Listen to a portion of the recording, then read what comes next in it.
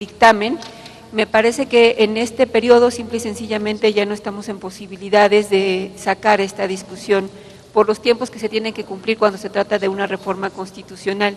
Y en ese sentido me parece que justamente para poder tener una discusión como lo que implica una reforma de esta naturaleza, nos demos el tiempo necesario para hacer las discusiones suficientes, los foros, las consultas en lo que resta del periodo. Y ese es el calendario al que me he referido, porque estamos prácticamente materialmente imposibilitados para que un dictamen de esta naturaleza de reforma constitucional pueda correr con los tiempos establecidos con la ley. Es decir, contar con un dictamen que circule durante 5 días, que se discuta en comisiones, que además una vez aprobado se pueda poner a consideración del Pleno en primera y segunda lectura. Contando los días no nos da para lo que resta de este periodo ordinario. Entonces yo sí creo que es bien importante que discutamos a fondo, me parece un tema fundamental de esta legislatura, analizar en serio este tema y en ese sentido sí tener la claridad, porque usted comentaba hace un momento que estaríamos invitando a otras personas en miércoles o jueves. Eso no me parece una discusión a fondo, sino tener claridad de los tiempos que se están dando por parte de la Junta Directiva de la Comisión para analizar a fondo una iniciativa de esta naturaleza. Gracias, diputada. Tiene toda la razón, gracias por su sugerencia. A ver, la diputada Adriana. Sí, diputada, nada más para hacer referencia de lo que habló ahorita la diputada Marta Tagle. En la Junta Directiva, pues nunca se habló de sesiones permanentes, solo se habló de abrir foros en lugar de conversatorios, ¿no es así? Entonces, quiero hacer referencia de lo que había dicho, de que si se abría una comisión permanente, creo que no es así. Creo que el grupo parlamentario del PAN, el grupo parlamentario del PRI asintió también en que no era de esa manera, sino que se tenía que abrir foros. Quería hacer esa aclaración y también que me dijera si estoy en lo correcto o no. A ver, con respecto a esta, a ver, primero la diputada Marta tiene toda la razón.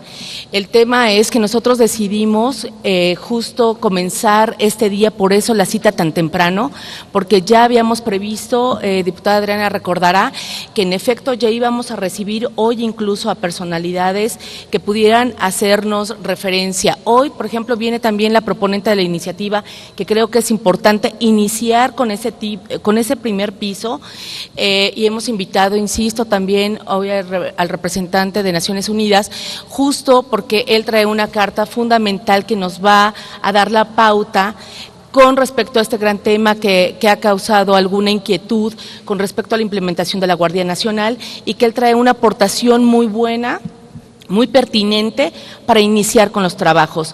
Incluso Movimiento Ciudadano, ¿no? Nos enteramos ese día de la reunión que ya habían previsto para mañana un foro, ¿no? Entonces esto es una organización pues que ya la traían planeada, ¿no? Que nosotros hasta ese día de la comisión conocimos, lo cual me parece bien. Esto quiere decir que de alguna manera hay inquietud por muchos que este tema ya se ponga en la mesa para el análisis. Entonces, vamos a comenzar, si me lo permiten, hoy haciendo referencia a nuestros invitados por respeto a ellos que ya hoy están aquí con nosotros, y nosotros comentábamos la pertinencia de incluso sí valorar quiénes más de las personas, si eran propicios los foros o no, porque comentábamos de hacerlos itinerantes, justo en este umbral de casi final de año, iba a ser un poco complicado hacerlos de manera itinerante por toda la República. Fue un planteamiento de un diputado en específico y hemos comentado incluso cuestiones ahí incluso de gastos y demás, que incluso hubo quienes dijeron, no, el problema no va a ser económico, ellos lo organizan. Entonces, estamos en esta planeación, pero hoy sí quiero pedir su tolerancia, justo por ya estar los invitados aquí, que podamos darles su intervención y hacer un acuerdo conjunta de qué es lo que viene para estos siguientes días, ¿no? Diputada Marta y después la diputada Tatiana Cloutier. Sí, no, creo que el alto comisionado sabe que le respetamos y por supuesto está invitado nuestro, pero creo que él considera que una discusión de esta naturaleza tiene que darse de manera muy clara y con el ánimo realmente de escuchar, que es lo que más he insistido, no invitar a personas a las que hablen para simple y sencillamente no atender lo que están diciendo e ir a probar algo en lo que no coincidimos. Por eso es que debe de haber reglas claras de este análisis, y en el Parlamento abierto existe lo que se llama que el Parlamento tenga puertas abiertas desde afuera. ¿Qué significa eso? Que no estemos haciendo una discusión en la que nosotros invitemos a quien creamos que deben de participar en esta discusión. El Parlamento abierto se tiene que abrir la puerta desde afuera para que sean las personas interesadas en el tema en participar, y para eso debe haber una planificación clara de quiénes, cómo, cuándo, dónde, y me parece que en este tema no podemos escatimar si se va a gastar o no en hacer foros, porque, perdón, estamos hablando de un tema fundamental que tiene que ver con la seguridad de las y los ciudadanos. Si es necesario hacer foros, llevarlos a diferentes lugares, o sea, lo que tenga que hacerse necesario para discutir un tema fundamental, donde hay diferentes puntos de vista, donde especialistas han manifestado, hagámoslo en serio, no simulemos que estamos abriendo la discusión, porque me parece que justamente los ciudadanos están cansados de estas simulaciones y muchas veces por eso ya no quieren acudir a los recintos legislativos, porque los invitamos, escuchamos, entre comillas, y a la hora de la hora no se incorpora lo que dice. Al rato lo vamos a ver en el tema de la Fiscalía General. Vinieron las organizaciones, participaron, ¿para qué? Para aprobar un dictamen en sus términos. Eso se llama simular, eso se llama hacer mal uso de la ciudadanía que de verdad tiene interés en las causas, no tiene ningún otro interés que lo mueva para participar en estos foros. Entonces, sí, hoy escuchemos a las personas que se han invitado. De verdad me parece bien que estén acá, pero necesitamos, a partir de lo que sigue, tener una claridad de quiénes, cómo, cuándo, dónde se van a abrir estos espacios de análisis y discusión, si realmente van a ser espacios de análisis y discusión de manera seria. Gracias, diputada. La diputada Tatiana Cloutier. Iba a tener una sola pregunta, nomás era con respecto al tema de mañana. ¿El foro de mañana no lo están citando ustedes? ¿No? Ok, esa es una, y nomás aquí no iba a hacer este comentario, pero simplemente hacer una invitación a la diputada Tagle de no prejuzgar. Si están aquí es porque los venimos a escuchar y no prejuzgar que que no vamos a escuchar, ¿no? Me parece que prejuzgar antes de entrar en una discusión es medio adelantar terrenos y ya poner un ambiente en donde automáticamente cierras la posibilidad de que se escuche. Gracias. Diputado Iván Pérez. Gracias, Presidenta. Simple y sencillamente para precisar que desde el inicio de la legislatura hemos privilegiado en esta comisión primero el trabajo serio, y muchas y muchos hemos estado involucrados en el trabajo de las subcomisiones, así se acordó, y considero que hablar de simulaciones es demasiado autocrítico cuando finalmente ha habido apertura y diálogo. Simple y sencillamente se trazará la ruta como se ha venido planteando, y ojalá que efectivamente todas y cada una de las propuestas se puedan socializar previamente para que en un momento dado se haga de manera institucional. Eso es lo que está pidiendo la ciudadanía y es el trabajo profesional que debe llevar a cabo, en este caso, el Poder Legislativo. Gracias, Presidenta. Gracias. Si me lo permiten, por respeto a nuestros invitados, yo le cedería el uso de la palabra al señor Jan Graff, representante en México del Alto Comisionado de las Naciones Unidas para los Derechos Humanos, y le cedo el uso de la palabra, comisionado. Bienvenido. Estimadas diputadas, estimados diputados, muy buenos días a todas y todos. Antes que nada, quiero agradecer la gentil invitación a la oficina en México del Alto Comisionado de las Naciones Unidas para los Derechos Humanos para participar en esta importante audiencia. Y por favor, no consideran este agradecimiento como una mera formalidad. La oficina valora profundamente el que su opinión sea considerada por el Congreso como una contribución relevante. Quiero también reconocer el tamaño del desafío que enfrenta México, que enfrenta el nuevo gobierno en materia de seguridad. Un desafío heredado porque la grave situación en materia de seguridad y en materia de derechos humanos ha sido causada por las estrategias de seguridad anteriores. En 2018, los homicidios han llegado a los niveles más altos desde el inicio del siglo.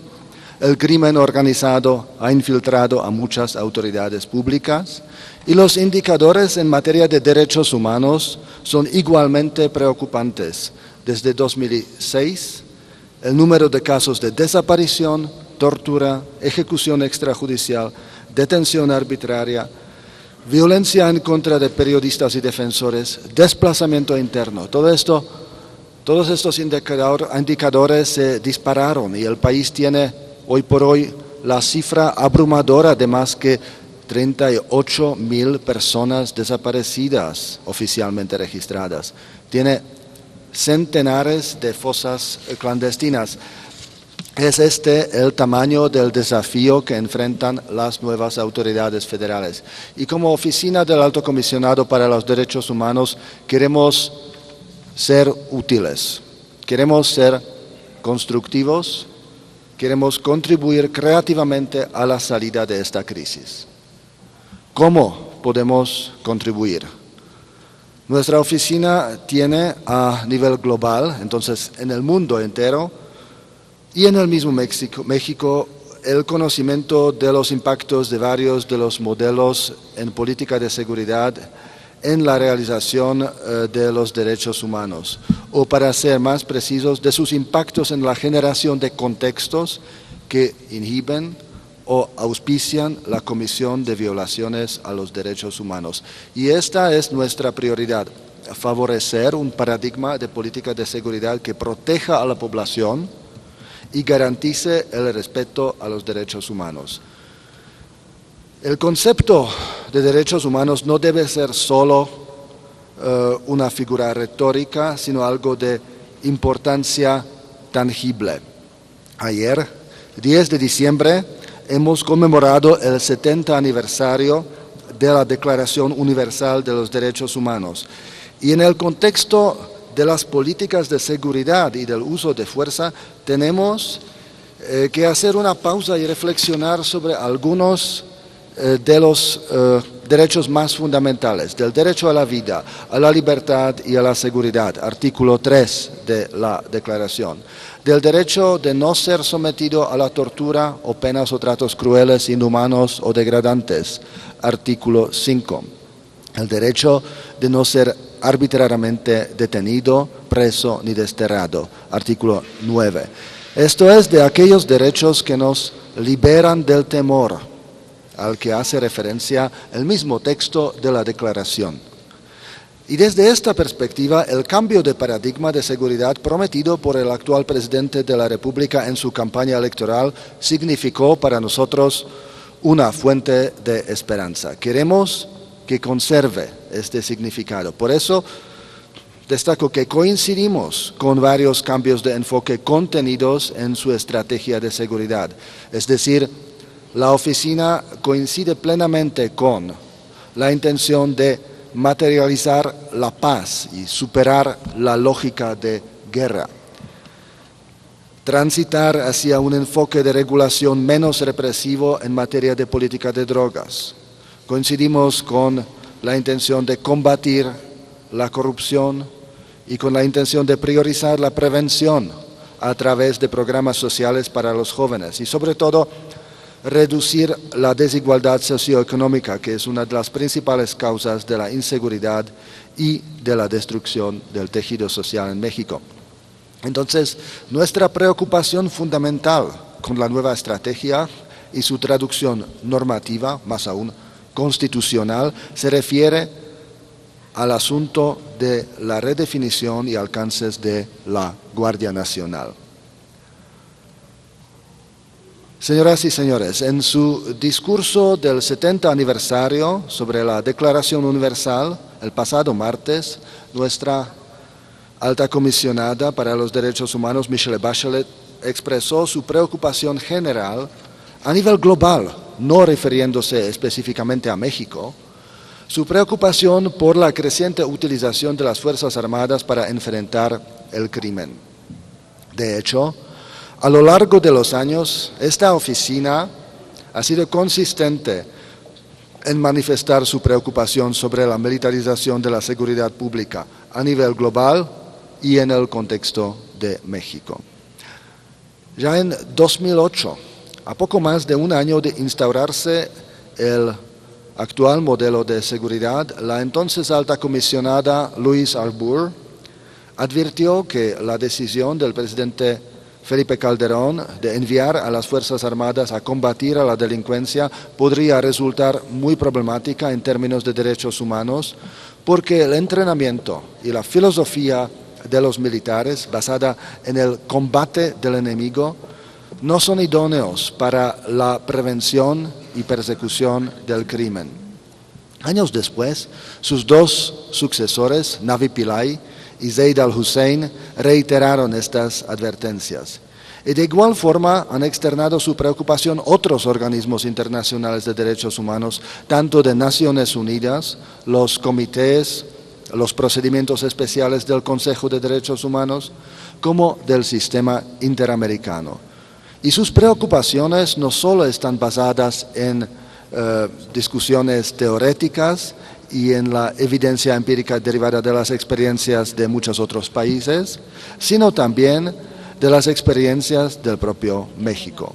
Hoy por hoy no nos queda duda sobre el efecto de la militarización de la seguridad pública en México en términos de derechos humanos, con casos de ejecuciones extrajudiciales documentadas, como en el caso Tlatlaya o el caso de los estudiantes del Tecnológico de Monterrey, con casos de tortura sexual por integrantes de las Fuerzas Armadas, como son los casos de Valentina Rosendo Cantú e Inés Fernández, que resultaron en un par de sentencias por parte de la Corte Interamericana de Derechos Humanos, casos además suscitados en el estado de Guerrero, un estado que conoció la militarización de seguridad pública mucho antes que los otros, desde la mal llamada Guerra Sucia, reflejada en otra sentencia emblemática de la Corte Interamericana sobre México, la de Rosendo Radilla, desaparecido de manera forzada por militares. Y hablando de desaparición forzada por integrantes de las Fuerzas Armadas, podemos mencionar no solo el mismo caso Radilla, pero todo, desde el caso Radilla hasta la ola reciente de más que 30 desapariciones forzadas en Nuevo Laredo entre febrero y mayo de este año, una ola que fue materia de una audiencia apenas la semana pasada ante la Comisión Interamericana de Derechos Humanos. Evidentemente, estos son solo algunos de los casos más conocidos que han llegado al conocimiento de instancias internacionales. Representan la punta del iceberg de graves violaciones de derechos humanos. Como nos han mostrado rigurosos estudios académicos, hay también un altísimo índice de letalidad derivado de supuestos enfrentamientos entre las Fuerzas Armadas con delincuentes, un índice cercano a la letalidad perfecta, que nunca se presenta ni siquiera en contextos de auténticos conflictos armados, lo que solo se puede explicar por el uso de ejecuciones extrajudiciales. Y que no quede ninguna duda, en el escenario internacional estos abusos sí están muy visibles, sí están haciendo un enorme daño a la reputación de México. Como ustedes saben, nuestra oficina en México, con pleno apoyo de nuestra sede en Ginebra, estuvo en contra de la Ley de Seguridad Interior, junto con la Comisión Interamericana de Derechos Humanos, junto con la Comisión Nacional de Derechos Humanos y junto con las comisiones estatales. En una sinergia inédita, los 4 niveles de órganos de protección de derechos humanos juntos levantamos la voz en contra de la intronización de la militarización de la seguridad pública que representaba esta ley. Más aún, diversos actores sociales, institucionales, del ámbito legislativo y de la política combatieron esta ley y la desafiaron judicialmente. Y la gran noticia para nosotros es que hace apenas unas cuantas semanas la Suprema Corte de Justicia de la Nación invalidó en su totalidad la Ley de Seguridad Interior, invocando, entre otras consideraciones, que no corresponde a las Fuerzas Armadas ejercer de manera permanente las tareas de seguridad pública. Lo bueno también es que las nuevas autoridades, como ya se ha dicho, reconocen el fracaso de la utilización de las Fuerzas Armadas en estas tareas desde 2006, constatando que no están preparadas para ejercerlas y que su empleo resultó en violaciones de derechos humanos. La respuesta evidente desde nuestro punto de vista sería entonces desarrollar un programa de fortalecimiento real de las corporaciones civiles para permitir el retiro paulatino, ordenado, planificado, medible y verificable de las Fuerzas Armadas de las mencionadas tareas de seguridad pública. Destaco, nadie está proponiendo evidentemente que se retiren de manera abrupta. Siempre hemos hablado también desde nuestra oficina de un retiro gradual que se materialice de manera simultánea al fortalecimiento de las corporaciones civiles a efecto de evitar un vacío de desprotección a la población. Sin embargo, lo que se propone hoy es la redefinición de las funciones de la Guardia Nacional. Y esto genera varias preguntas. La propuesta de redefinir el papel de la Guardia Nacional se inscribe en la lógica de la continuidad de las anteriores estrategias de seguridad o de la discontinuidad.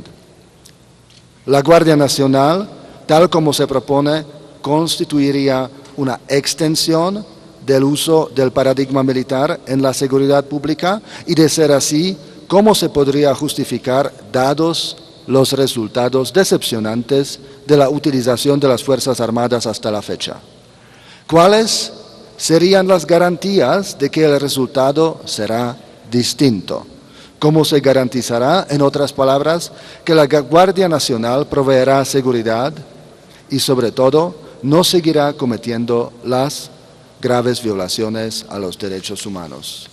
Claro, resulta muy difícil prever cómo va a respetar los derechos humanos una corporación que estaría en formación. Es difícil para quienes defienden la idea, pero igualmente difícil para nosotros quienes tenemos preocupaciones. Conocemos el argumento de que los integrantes de la Guardia Nacional serán mejor preparados porque estará integrada por las actuales policías militares y navales junto con los mejores elementos de la actual Policía Federal. Pero hay varios elementos que nos generan dudas. Primero, las policías militares y navales en su forma actual no son corporaciones especializadas en el combate ni en la persecución o investigación de los delitos. Segundo, según la propuesta, los elementos militares serán mayoritarios en la composición de la Guardia Nacional, lo cual haría que la lógica del conjunto sea militar y no el de una corporación civil. Y tercero, la adscripción y línea de autoridad sometida a la Secretaría de Defensa Nacional hace casi imposible pensar que la lógica sea distinta a la militar.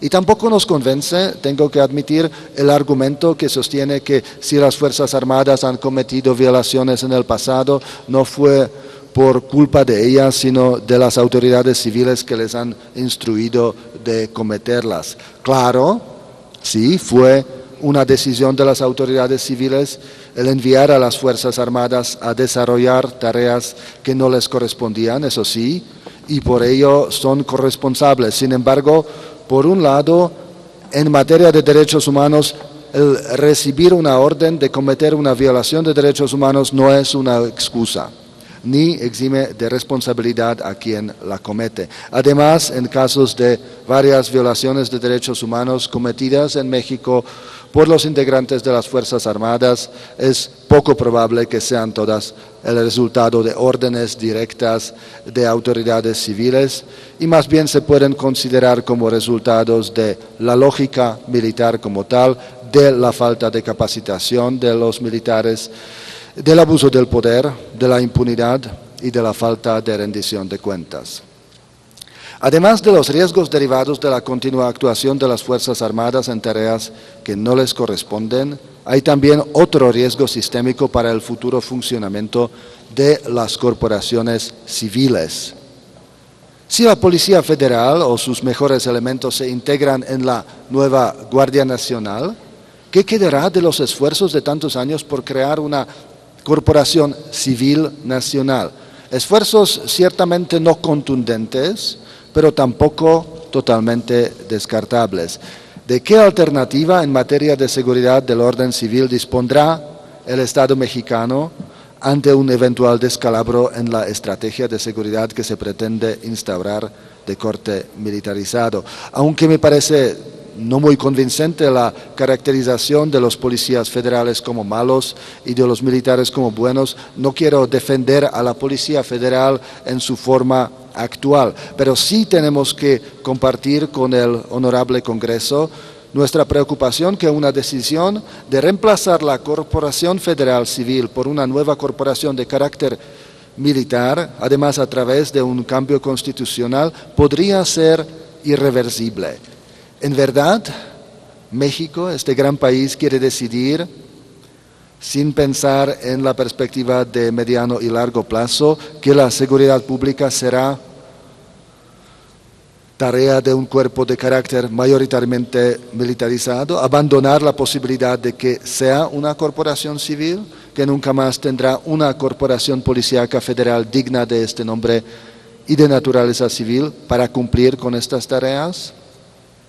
La comisionada Michelle Bachelet, cuando fue cuestionada el pasado martes en su conferencia de prensa en Ginebra sobre la propuesta de la Guardia Nacional, respondió que se pudiera entender la creación de una nueva fuerza federal de tratarse de una fuerza civil, adscrita a un ministerio o secretaría del orden civil, pero que la militarización sería preocupante. Añadiría yo, podría ser la repetición del mismo error cometido a finales del año 2006 por el entonces presidente Felipe Calderón y reproducido a finales del 2012 por su sucesor. Y en el supuesto de que el Honorable Congreso decida, a pesar de tantas preocupaciones y expresiones de alerta, redefinir las funciones de la Guardia Nacional y encomendarle tareas en materia de seguridad pública y combate a la criminalidad, sería fundamental, desde nuestra perspectiva al menos, primero, garantizar que la línea inmediata de autoridad sea del orden civil, esto es, que no se encuentre adscrita a la Secretaría de la Defensa Nacional. Segundo, que la transformación constitucional que se pretende realizar sea temporal y por tanto se refleje en artículos transitorios que pierdan su vigencia en un plazo no mayor a 5 años contados a partir de su entrada en vigor. Un diseño institucional como el que se pretende instaurar entraña riesgos. Heredarlo a otras manos sería muy riesgoso. Tercero, que en el propio diseño constitucional se contemplen las grandes líneas de un programa de fortalecimiento de las corporaciones civiles, tanto federales, locales y municipales, a efecto de que éstas puedan asumir en el menor tiempo posible la misión de proveer seguridad y protección a la población. Y cuarto, que se introduzcan una serie de salvaguardas. Algunas, sí, ya se proponen en la iniciativa y las saludamos. Las referimos en la carta remitida a esta honorable asamblea el pasado 21 de noviembre. Alentamos a retomar y a ajustar en el proceso de dictaminación correspondiente a efecto que su regulación final se enriquezca y responda plenamente al cumplimiento de las obligaciones internacionales en materia de derechos humanos asumidas por el Estado mexicano. De hecho, estas salvaguardias deberían incorporarse, en nuestra opinión, con o sin la reforma a la Guardia Nacional. Me refiero, por ejemplo, a la sujeción del uso de la fuerza a un marco legal. Esto nos parece de particular importancia. A la imposibilidad de privar de la libertad a una persona en instalaciones militares. Al registro nacional de detención, un registro unificado con criterios unificados de toda privación de libertad, al reconocimiento incondicionado de la jurisdicción de la Corte Penal Internacional y al diseño de planes y estrategias en materia de seguridad. Estas propuestas y otras que persigan objetivos semejantes, como las que ha formulado apenas el día de ayer nuestra agencia hermana ONU Mujeres alrededor de esta iniciativa, que les invito a tomar seriamente en consideración, estas propuestas deben prosperar una vez ajustada su redacción a efecto de potenciar sus alcances. De esta forma se garantizaría el carácter excepcional de la participación de las Fuerzas Armadas en tareas de seguridad, se aseguraría su supeditación a la autoridad civil, se velaría por no hacer permanente algo que debe ser temporal, se fortalecerían las capacidades de las corporaciones civiles, se incentivaría el retiro gradual de las Fuerzas Armadas en tareas que les son impropias, se fomentaría la corresponsabilidad entre los diversos órdenes de gobierno y se incorporaría un régimen de control y rendición de cuentas que inhibiría la violación a los derechos humanos. Estimadas diputadas, estimados diputados, el Congreso mexicano tiene en sus manos la que quizás sea la más importante definición constitucional que adopte la presente legislatura. Les invitamos a que la definición normativa más elevada que estarán tomando para enfrentar los inocultables y dolorosos retos en materia de inseguridad que enfrenta el país se realice de manera reflexiva, escuchando las voces relevantes y en estricto apego a los compromisos internacionales de derechos humanos adoptados por el Estado mexicano. Nuestra oficina reitera su deseo de prestar la asistencia y cooperación técnicas que precise el Congreso mexicano para cumplir esta encomienda, colocando siempre a las y los titulares de derechos en el centro de sus actividades. Les agradezco por su atención.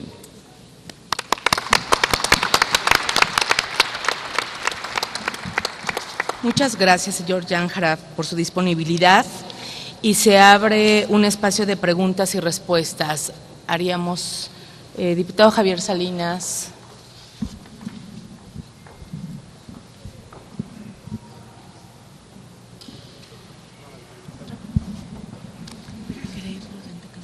Gracias, presidenta. Estimado Janjara, el día 21 de noviembre de 2018 fue publicado un documento sistematizado en la oficina en México del Alto Comisionado de las Naciones Unidas de los Derechos Humanos. Este documento es muy importante porque establece las recomendaciones al Estado mexicano formulada por organismos internacionales de derechos humanos en materia de participación de Fuerzas Armadas en tareas de seguridad, fuero militar, uso de la fuerza, registro de personas privadas de la libertad, Corte Penal Internacional y combate a la violencia y la criminalidad. Si bien es cierto, usted en su intervención ha enunciado el contenido de este documento, me gustaría y le pediría profundizara más sobre temas sustanciales, sobre todo aquellas recomendaciones en donde se recomienda por parte del grupo de trabajo considerar en el corto plazo el retiro de las fuerzas militares de las operaciones de seguridad pública y la aplicación de la ley penal como una medida para prevenir las desapariciones forzadas. Si bien es cierto, esta información la podemos encontrar en el portal www Recomendaciones Derechos Humanos México, sí es importante que de parte de ustedes y más cuando está aquí, nos profundizara más y no solo nos dé el contenido del documento, sino nos profundizara más, porque se trata de una ley relevante en donde sería lamentable que la seguridad pública sea militarizada. Es cuanto, muchas gracias. ¿Otras preguntas? ¿Alguien más quiere hacer alguna otra pregunta o la desahoga el señor Jan? Si gusta. Si gusta dar respuesta, creo que no hay otra más. Si no hay otra pregunta, yo voy a pedir a maestro Alan García de nuestra oficina de responder específicamente al tema de las recomendaciones de mecanismos internacionales en la materia, mecanismos independientes que sí tienen una larga lista de recomendaciones sobre este tema, sí, pero voy a pedir a mi colega Alan García de responder más concretamente sobre el detalle de esta. Muchas gracias, muy buenos días, diputados, diputadas. Gracias por la pregunta, diputado. En efecto, en la comunicación que remitimos como oficina del Alto Comisionado a esta honorable Cámara, en días pasados le hicimos acompañar de un documento anexo en donde se albergan todas las recomendaciones que en los temas materia de la iniciativa se le han formulado al Estado mexicano, como una guía que nos parece fundamental a tomar en consideración. Particularmente en el apartado que usted refiere, que es el relativo a la participación de Fuerzas Armadas en tareas de seguridad, estamos hablando de un universo de más de 30 recomendaciones formuladas desde hace 20 años. La primera recomendación se formuló en 1998, meses después de que se modificara la ley que abrió la puerta en aquel entonces para la participación de las Fuerzas Armadas en el Consejo Nacional de Seguridad Pública, pero han sido consistentes hasta la última recomendación que se acaba de formular hace unas cuantas semanas por parte del Comité contra la Desaparición Forzada de Naciones Unidas, que de manera particular incita al Estado mexicano a fortalecer a las fuerzas civiles en tareas de seguridad para favorecer justamente un retiro gradual, ordenado y verificable de las Fuerzas Armadas. En realidad estamos hablando de una conceptualización unánime de los organismos internacionales conformados por expertos independientes, tanto de Naciones Unidas como del sistema interamericano, que le han sugerido, recomendado, a partir de lo que son los compromisos internacionales y obligaciones internacionales, pero también de la verificación empírica de una estrategia de seguridad que no ha dado resultados, sino que al contrario ha incrementado la violencia y ha disparado las violaciones graves a derechos humanos. Nosotros les invitamos de manera muy atenta a prestar atención a este documento anexo, pero también les invitamos, como ya lo apuntaba el señor Jan Yarab, a tomar atención al documento que el día de ayer la agencia hermana ONU Mujeres remite a esta Cámara, donde también en el documento anexo se incorporan una perspectiva de cómo la estrategia militarizada de seguridad ha generado afectaciones igualmente contrarias a los estándares internacionales y, en el caso de las mujeres, afectaciones de carácter aún más grave. Gracias. Diputado Ricardo, perdóneme, le cambié el nombre. Diputado Ricardo. Si le pasan el micrófono.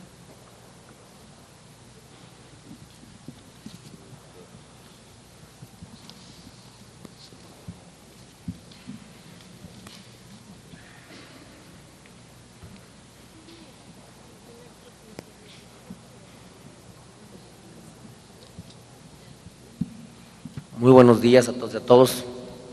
Antes que nada, felicitar a Jan Yarab por su exposición tan clara sobre la opinión que tienen a esta iniciativa, y parte de lo que hemos entendido es que sus recomendaciones siempre han estado a favor del fortalecimiento de las policías civiles tanto municipales, estatales como federales, y en contra de la militarización del país, y evidentemente consideramos que es prudente el mencionar que hay que buscar que esta desmilitarización sea paulatina, como lo están mencionando.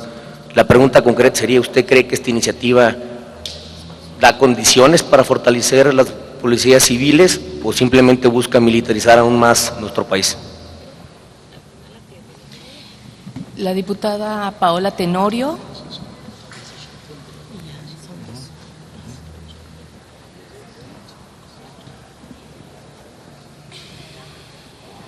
Sí, bueno, muy buenos días a todos. Yo voy a dar mi opinión y creo que, bueno, no creo, estoy segura que es lo que busca el grupo parlamentario de Morena, el presidente de la República, con esta formación de la Guardia Nacional. Con la Guardia Nacional salvaguardaremos los derechos de las personas y preservaremos el orden y la paz. La Guardia Nacional preservará el orden, la paz pública, los bienes y recursos de la nación. Las estructuras del Ejército no harán tareas que no le correspondan. La Guardia Nacional se formará por federales, militares y navales, preparados y capacitados continuamente para atender a sus comunidades. Y al contrario de lo que están exponiendo, es el inicio de la desmilitarización y el fin de la guerra contra las drogas. Gracias. Gracias, diputada.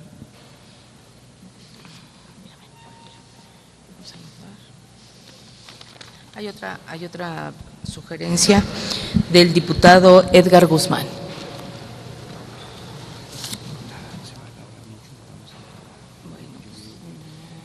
Muy buenos días. Antes que nada, muchas gracias por esta intervención que ha tenido, por las reflexiones que nos comparte.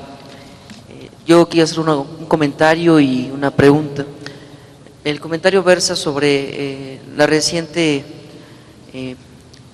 visita de la Policía Militar que ha tenido en Puebla, sobre todo en la zona conurbana, a la ciudad capital, y en las recientes encuestas que han salido sobre cómo se siente la ciudadanía respecto a ver a Policía Militar en las calles o bien en los camiones de transporte público, todas han arrojado que hay un sentir de seguridad, de tranquilidad y de confianza. Cuando en una comunidad, en un lugar como Puebla, donde la inseguridad ha crecido, la delincuencia sigue creciendo, yo provengo de un distrito que se ha denominado el Triángulo Rojo, un triángulo donde hay huachicol, donde hay crimen organizado, donde se ha incrementado cada vez más esta situación. La misma gente nos ha hecho un llamado, hasta por escrito, a nosotros como sus diputados, a que por favor hagamos un llamado a que la Policía Militar asista a estos lugares, porque ya es insoportable la inseguridad. Lo están viendo en su gran mayoría quienes por redes sociales o por escrito algunas organizaciones se han acercado a mí, lo están viendo con buenos ojos. Mi pregunta entonces sería también sobre algunos casos en los cuales pudieran plantearnos a manera de ejemplo, donde no se ha tenido necesidad de hacer uso de las Fuerzas Armadas, pero que haya tenido un éxito relevante, donde se haya fortalecido efectivamente la seguridad pública sin las Fuerzas Armadas, y cómo se implementó. Creo que si hubiese un ejemplo sería bueno de manera clarificadora. Muchas gracias. Gracias. La diputada Tatiana Cloutier y después el diputado Barajas. Ay, perdónenme. Antes que ellos estaba la diputada Marta Tagle, la tengo anotada. Perdón. Diputada Marta Tagle. Bueno, me parece muy importante escuchar cómo desde la Oficina del Alto Comisionado en Materia de Derechos Humanos han podido dar seguimiento a lo que ha significado en nuestro país 12 años de una política fallida en materia de seguridad, 12 años en los que incluso me parece muy claro lo que comenta el alto comisionado Jan Yarab al decir pues que estamos por repetir el error que se cometió por parte de Felipe Calderón, y luego repitió Enrique Peña Nieto que acaba de terminar, de pensar que con los militares en las calles se podría resolver un problema de inseguridad en nuestro país.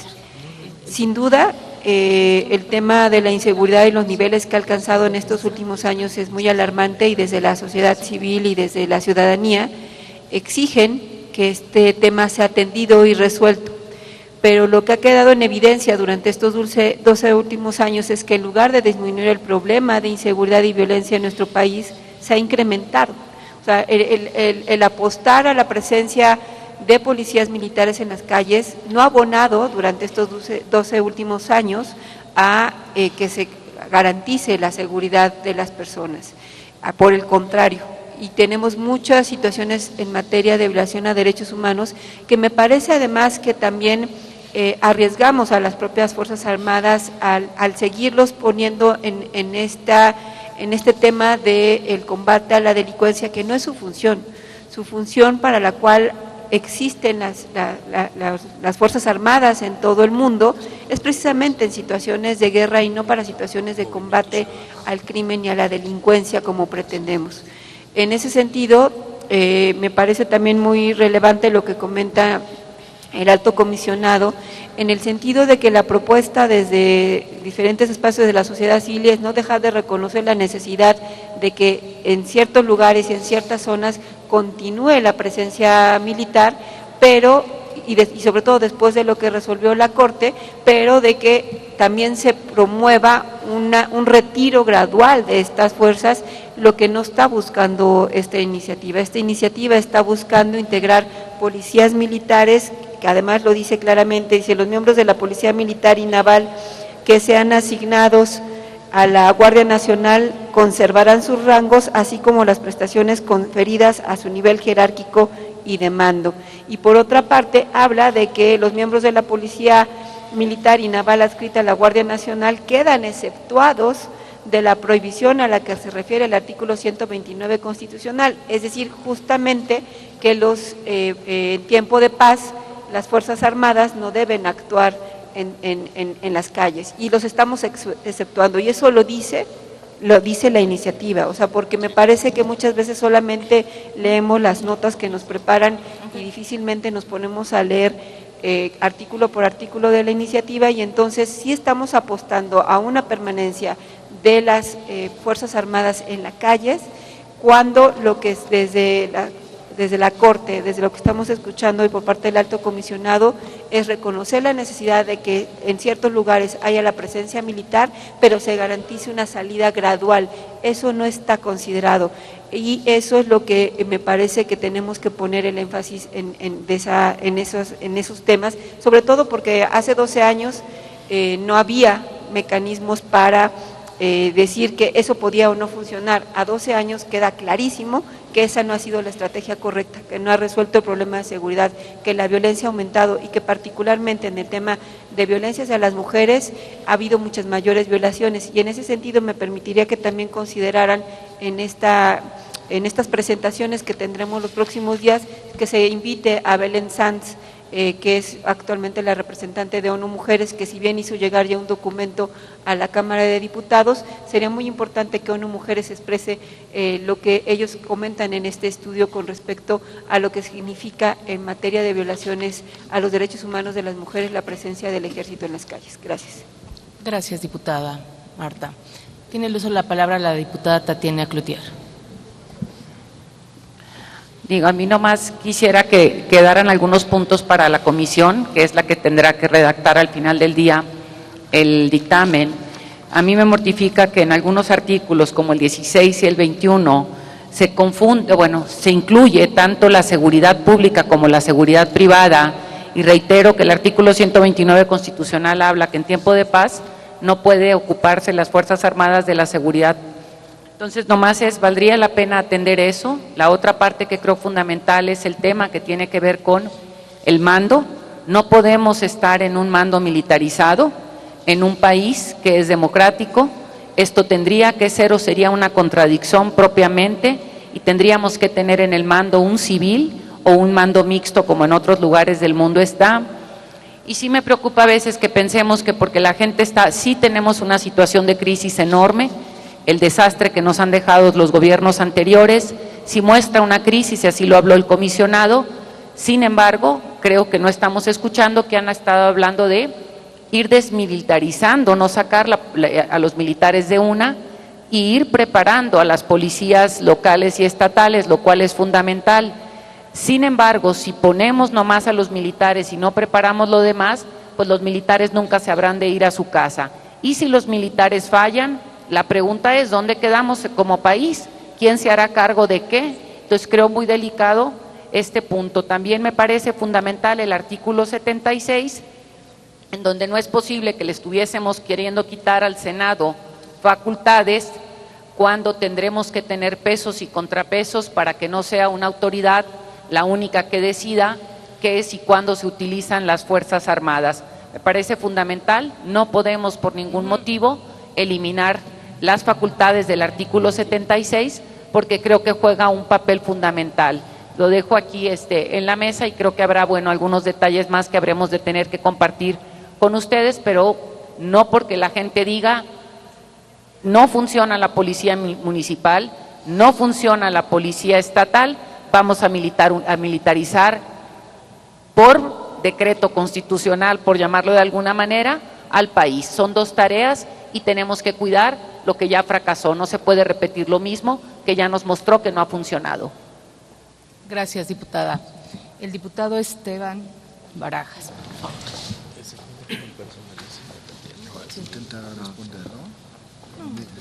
Bueno, pues antes que nada, una felicitación aquí a nuestro ponente por su exposición muy acorde a esta problemática que tenemos. Y es cierto, hay un rechazo muy generalizado en la sociedad a lo que es la militarización nacional. Pero yo veo en esta nueva iniciativa, que se está planteando dos cosas positivas, que de alguna manera, y López Obrador ha sido muy insistente, y es en la no orden de represión por la autoridad correspondiente para la represión social. Y para mí eso es algo que debe de darnos esperanza, darnos confianza. Y la otra cosa es que también, para efectos de someterse o darle esa responsabilidad al ejército, con el compromiso de que no se van a utilizar armas de guerra en estas tareas. Dos cosas que para mí son muy importantes: la no orden de represión y el que no se van a utilizar armas de guerra en estas labores. Simplemente se le va a dar preferencia a la investigación, a la capacitación, y eso de alguna manera yo estoy convencido de que en la sociedad hay mucha esperanza de que se acabe de una vez por todas con este problema de inseguridad que es muy inclusive de mala imagen a nivel internacional. El diputado Sergio Gutiérrez, por favor. Gracias, secretario. Yo quisiera fijar algunas ideas sobre la iniciativa y inicio diciendo que para obtener resultados diferentes hay que hacer acciones distintas. Esta iniciativa tiene conceptos nuevos y empiezo con uno que me parece el más importante y que no se había dado en el combate a la delincuencia, que es el de la evaluación. Esta iniciativa propone que en 3 años hay una evaluación del Ejecutivo junto con esta soberanía del Poder Legislativo de las acciones que se han realizado. Hasta el momento ninguna autoridad y el Poder Legislativo o los poderes anteriores habían puesto sobre la mesa a nivel constitucional este tema. Y esto implica que esta iniciativa es una acción de buena fe. Se pretende poner de manera transparente lo que se quiere hacer en materia de seguridad. Y lo que se trata de hacer es crear una nueva fuerza que conjuga los elementos más rescatables de las fuerzas de seguridad que ya tenemos. Con la idea, contrariamente a lo que decía la diputada Marta Tagle, de que regresen a sus cuarteles. Y leyendo la iniciativa claramente, en la foja 8 dice que quienes actualmente realizan las tareas de combate a la delincuencia regresen en muy corto plazo al ejercicio de sus potestades constitucionales como fuerza de defensa de la nación. Esa es la motivación de la iniciativa. Ahora, ¿cuál es el corazón o cómo se nutre esta iniciativa, esta Guardia Nacional? Se nutre con 3 características principales, únicas, tomando lo mejor de los esquemas actuales. Primero, tenemos que los planes, programas y acciones corresponden a una autoridad civil. Lo repito, los planes, programas y acciones corresponden a una autoridad civil. Segundo, los esquemas de profesionalización, adiestramiento y certificación son con estándares de formación policial, es decir, para tener cercanía con la ciudadanía y tratar de dejar a un lado el esquema rígido que tiene el militar en la forma en que contacta con los ciudadanos. Y en lo interno, ese es el tercer punto, se prevé que la adscripción corresponderá a un mando castrense y disciplina militar en su régimen interno. ¿Qué implica esto? Que tendremos en la organización, en el funcionamiento, en las interacciones que tengan de manera interna, disciplina militar que podrá tener mejor formación para esos elementos. Es decir, hacia afuera habrá un esquema de formación y capacitación policial, de cercanía con la ciudadanía, y hacia adentro tendremos un esquema de disciplina y de régimen militar.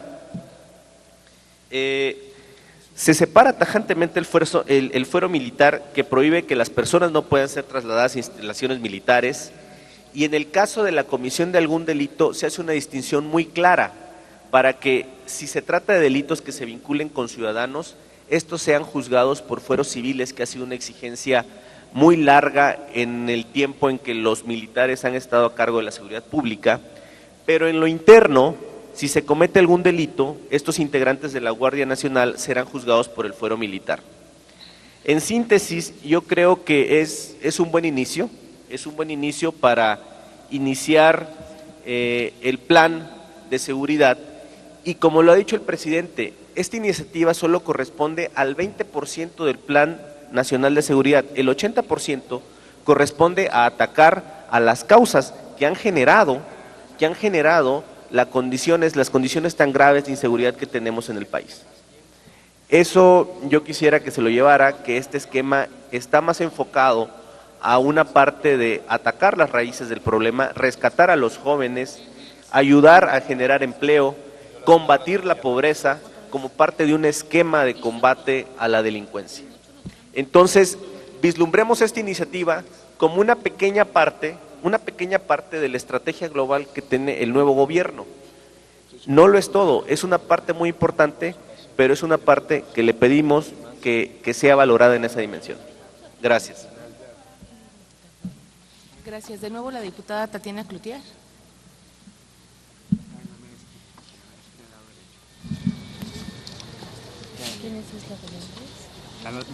¿Hay alguien aquí del gobierno de la Secretaría de Seguridad? ¿Hay alguien de seguridad aquí de la Secretaría de Seguridad? No. Ok. No. Porque digo, aquí muchas de las preguntas tendrían que ser inclusive para ellos, y sería muy rico poderles preguntar, porque de otra manera estamos interpretando. Entonces creo que es válido que estuvieran ellos y nos acompañaran en algún momento para que ellos pudieran responder. Y me quedo con algunas cosas que decía el compañero. No estamos cuestionando el plan integral es muy bueno. El plan integral tiene toda esta riqueza de prevención y todo lo demás. Lo que estamos cuestionando ahorita aquí, que es la tarea que nos compete ahorita, es qué decisión vamos a tomar a la hora de modificar o no la Constitución. El comisionado decía hace unos momentos que es la decisión más importante que habremos de tomar como cuerpo legislativo. Y me quedo con 2 cosas aquí importantes. Creo que uno de los ejemplos que ha funcionado con un perfil de entrenamiento militarizado, pero a la vez con seguridad, ha sido Protección Civil en el estado de Nuevo León, que funcionó y logró sacarnos adelante en un momento de crisis muy importante en el estado. Que llegó el nuevo gobernador y lo aventó a la goma y ya no hizo nada, ese es otro asunto, pero es un modelo a copiar, es un modelo que se puede ajustar a una realidad nacional porque dio resultados efectivos. Y nomás para decirle al diputado ahorita en el artículo 21, sí tenemos un problema serio, porque, ahorita que decía dos cosas, la parte de la evaluación me parece súper importante, no más que en la evaluación, ¿qué vamos a hacer si lo que queremos llegar es a 50,000 miembros de la Guardia Nacional? Y si en 3 años dices que no funcionó, ¿qué vas a hacer con los 50,000? Entonces no es cierto que está formada para luego en una evaluación tomar una decisión. Si así fuese la situación, no estarías creciéndola. Entonces creo que tiene contradicciones de alguna manera la propia iniciativa. Ya me perdí de mi artículo 21, déjame ver si lo encuentro, en donde teníamos algún comentario donde usted hacía ya me perdí en el 21, ya me perdí en el 21. Lo dejo ahí, pero sí creo que hay una contradicción. No puedes decir es temporal y voy a evaluar cuando lo quiero crecer a 50,000. Si no hubiese una meta, aquí es, cuando dice la Guardia Nacional, no es en este, es más arriba, dice aquí, el Ejecutivo Federal es la propuesta que viene, el Ejecutivo Federal podrá, con la aprobación del Senado, en cada caso reconocer la jurisdicción, no es aquí, no, es mucho más atrás, no, déjame, casi me confundo. Entonces, simplemente no podemos tener que lo queremos crecer a 50 para luego tener la eliminación propia y decir no funcionó. Yo invito a que copiemos modelos que han funcionado y repito, dejo el caso Nuevo León y me encantaría que pudiéramos tener a alguien de la Secretaría que nos pueda responder para aquí no jugar a hipótesis o interpretaciones de unos y otros. Gracias. Le concedo la palabra al señor Jan. Muchísimas gracias por los comentarios, todos me parecen muy importantes y legítimos, y evidentemente también hubo algunas preguntas. Voy a intentar de resumir un poco nuestra posición sin entrar en una pregunta después de otra. Entonces, pero empezando con la constatación que la estrategia evidentemente no contiene solo la propuesta sobre la Guardia Nacional, sino que 80% son acciones de carácter preventivo, de cambio de condiciones socioeconómicas, y quiero asegurar que el estimado diputado que la oficina coincide totalmente con esta gran parte de las iniciativas contenidas en la estrategia, que lo hemos dicho en la carta, y yo lo reiteré mencionando algunas de ellas, ¿no? El cambio de enfoque en la política de drogas, la generación de oportunidades socioeconómicas. En todo esto estamos sí completamente de acuerdo. Entonces, el tema que nos genera preocupaciones sí es la propuesta, la parte de la propuesta sobre la Guardia Nacional, y también responder a la diputada que mencionó que es una propuesta de buena fe y que la idea es de que sea un primer paso de la desmilitarización. Nosotros no dudamos que es una acción de buena fe, estamos convencidos que eso es la intención, pero la pregunta es si verdaderamente a través de la creación de un cuerpo de carácter mixto, como vamos a hacer un paso hacia la desmilitarización, o más bien hacia una condición al medio camino que tendría, según nuestros criterios, un carácter predominantemente militar, tal vez mejor en su actuación que es la actuación de las Fuerzas Armadas hoy por hoy, por varios motivos que usted mencionó, pero aún, como mencioné yo en mi análisis anterior, tendría un carácter predominantemente militar por su composición y además sería adscrito a la Secretaría de Defensa Nacional, lo que sí se puede considerar como un claro índice que sería mucho más de carácter militar que civil. Y lo que nos preocupa, y eso fue una de las otras preguntas, es lo que se va a quedar de la principal corporación civil que hoy por hoy es la Policía Federal.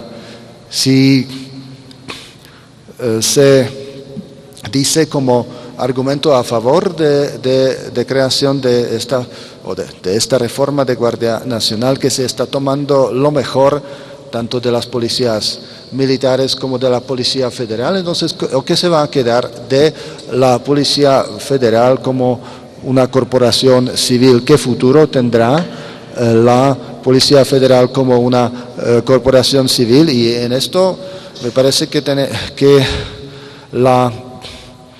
el Congreso debería pensar verdaderamente a largo plazo. ¿Por qué? Porque el argumento de que las policías son insuficientemente fuertes, insuficientemente profesionales y las Fuerzas Armadas mucho más, ya se utilizó 2 veces al inicio de los 2 sexenios anteriores, y si verdaderamente queremos un cambio, me parece que debería ser un cambio que evite que en 6 años, en 12 años, en los inicios de cada otro sexenio se va a constatar que bien las Fuerzas Armadas son más fuertes, más profesionales que las policías, entonces vamos a encargar las tareas a las fuerzas militarizadas. Y evidentemente sí es un hecho de que las policías incluso la Policía Federal no tienen ni la fuerza suficiente ni el profesionalismo suficiente, y el argumento que la oficina siempre de manera consistente apoyó es de que eso es un argumento para fortalecerles y no para debilitarles aún más y encargar a las fuerzas militares o medio militares con estas tareas. Entiendo perfectamente lo que dice el diputado de Puebla. Entiendo que para la población en zonas de alta inseguridad la presencia de las Fuerzas Armadas sí es algo que les da más seguridad de estar en la calle. Esto es sin duda, y lo podemos entender. Lo que es el reto es la construcción de una política a largo plazo para que eso no sea siempre necesario, porque sabemos que en las entidades federativas que tienen la más larga trayectoria de utilización de las Fuerzas Armadas, aunque probablemente este elemento sí a corto plazo fue presente, a largo plazo no son las entidades seguras. Guerrero, mencioné, Tamaulipas es un otro. Entonces las 2 entidades con alta presencia, de hecho, de las Fuerzas Armadas, que sin duda en varios contextos los ciudadanos quieren que sean presentes, pero finalmente a lo mediano y largo plazo no se resuelven los problemas que solo se pueden desde nuestra perspectiva resolver fortaleciendo el Estado de Derecho, fortaleciendo las corporaciones civiles. Y evidentemente no se excluye en ese contexto, somos realistas, no se excluye un rol de las Fuerzas Armadas en esto, lo que se tiene que hacer, pero nuestra perspectiva siempre fue y sigue siendo de que debería ser temporal y no permanente, subsidiario y no protagónico, y controlado por las autoridades civiles. Muchas gracias. Pues,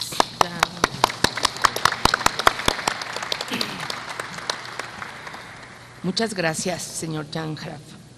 Y pues, por supuesto que vamos a estar al pendiente. Usted ha mostrado su disponibilidad para colaborar con el legislativo acorde a este tema y créame que vamos a consultarle de manera permanente. Muy agradecida por su presencia. Ahora le cedo el uso de la palabra.